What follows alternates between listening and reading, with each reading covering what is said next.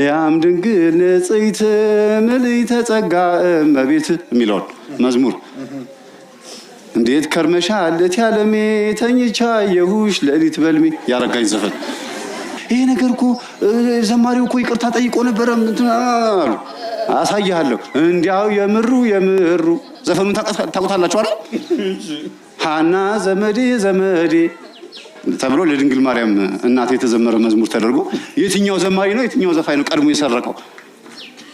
አሳያችሁ ግጥም ችግር እንዳለባቸው። አሁን ይልማም በጣም ተወዱታላችሁ፣ ግን ይልማም ተሳስቷል። ክርስቶስ በተደፈነ መቃብር ውስጥ ነው ተነስቶ ያረገው።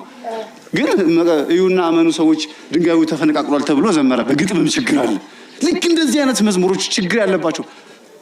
ቦኪሜ ነህ ኢየሱስ ቦኪም አንተ ስታስተምር ወይም በጣም ይቅርታ እርሶ ሲያስተምሩ ተው ግድ የለም አንድ ስህተት ካለ አትሄዱም ብሎናል። ግድ የለም እሺ ተው። ቦኪም ማለት የለቅሶ ምድር ነው ብለዋል አይደል? አዎ እና ቦኪሜ ነህ ኢየሱስ ብላ እንዴት ትዘምራለች? ኢየሱስ እንዴት የሰላምና የፍቅር የሰላም የደስታ አባት እንጂ የለቅሶ ምድር እንዴት ይሆናል ብሎ ተከራከራቸው። በጣም ግጥም ያለባቸው የግጥም ችግር ያለባቸው ለምሳሌ ሕፃኑ ይታረድ ሰለሞን የፈረደው መዝሙር ብዙ ሰው በሞባይል መጥሪያ አድርጎታል። የማን ልጅ ሞቶ የማን ልጅ ይቀራል እያለች ምርትነሽ ትዘምራለች። ሰለሞንም ልክ እንደዚሁ ሕፃኑን አምጡትና በሰይፍ ይቆረጥ ይላል። ዘርፌም ደግሞ የሕፃኑ ተቆርጦ ከሚከፈል ተው ሁሉ የሁሉ ምንም አሁን አያስፈልግም አይደለም። ዘርፌ ለምን በዜማ አደረገችው? የጨካኛዋን ሴት ባህሪ እየተላበሳችሁ አይደለም ወይ? እናንተም እኮ ከአጋንንት ጋር አብራችሁ እየዘመራችሁ ነው ሲላቸው ድንብርብራቸው ጠፋ። በንባብ ነበር መሆን የነበረበት። በዜማ ከሆነ እኮ የማን ልጅ ሞቶ የማን ልጅ ይቀራል ተቆርጦ ይሰጠኝ አብራችሁ እያላችሁ ነው አላቸው። ዋው ነው በቃ። እሺ አሁን ተዘጋጅ።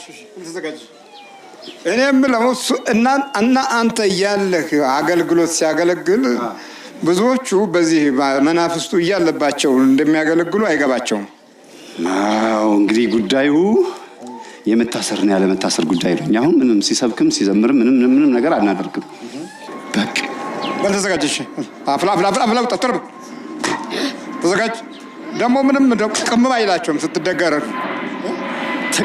ተቀጥቅጠን ታሽተን ልክ የገባን ልክ በቃ በኢየሱስ ክርስቶስ ስም በስላሴ ስም በወላዲተ አምላክ ስም በቅዱስ ሚካኤል ስም ወደ ሲኦል እንገባለን። አጋንንትና ሰይጣን ሁለቱንም ነን። ስንት ናችሁ? አምስት አጋንንትና ሰይጣን አጋንንትም ሰይጣንም አምስታችሁ። ሶስታችን አጋንንት ሁለታችን ሰይጣን። ሶስታችሁ አጋንንት ሁለታችን ሰይጣን ሶስታችን አጋንንት። እሺ አብላ በስላሴ ስም ሲኦል ታስረናል። ቶሎ ሰባት ቶሎ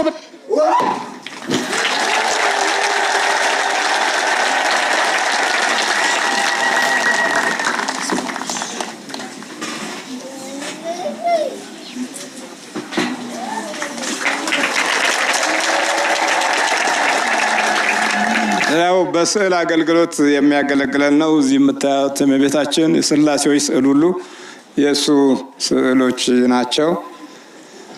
በተጨማሪ እንዲሁ ደግሞ ጉዳቱ የነካው ስለሆነ ያው በደንብ በሚገባ ለማወቅ ያለው መንፈሳዊ ጉጉት ሁልጊዜ ከጉባኤያችንም አያቋርጥም። መንፈሳዊ አገልግሎትን ከታሪክ ውጪ ደግሞ የመናፍስትን ውጊያና ስልት ጥበብ ከዚሁ ነው የተማረው።